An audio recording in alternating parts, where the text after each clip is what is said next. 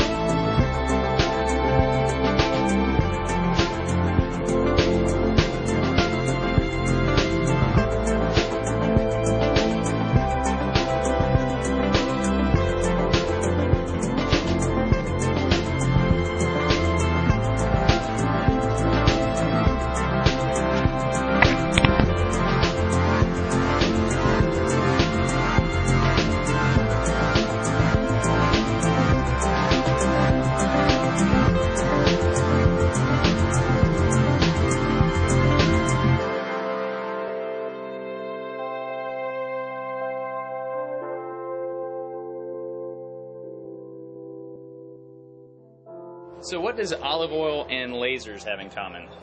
Hummingbirds, obviously. Dr. Doug Warwick at Oregon State University and Dr. Brett Tobolsky at University of Montana have been studying hummingbirds by using a nozzle to spray olive oil in the air around a hummingbird.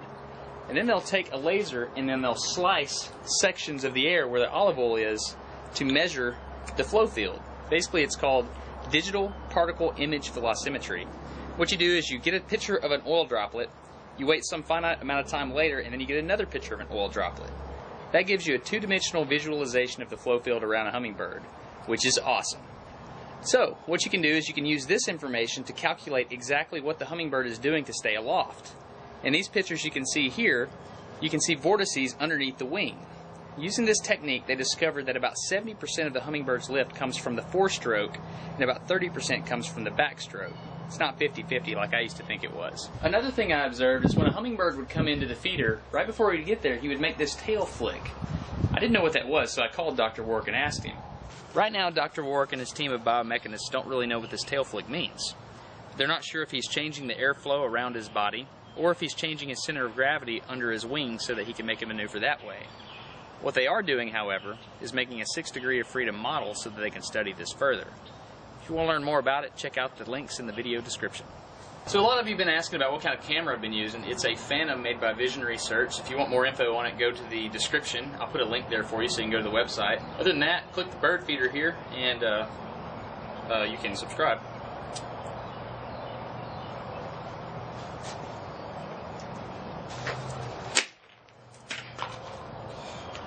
Just subscribe by clicking the link below, and I hope you're getting smarter every day. If you're not,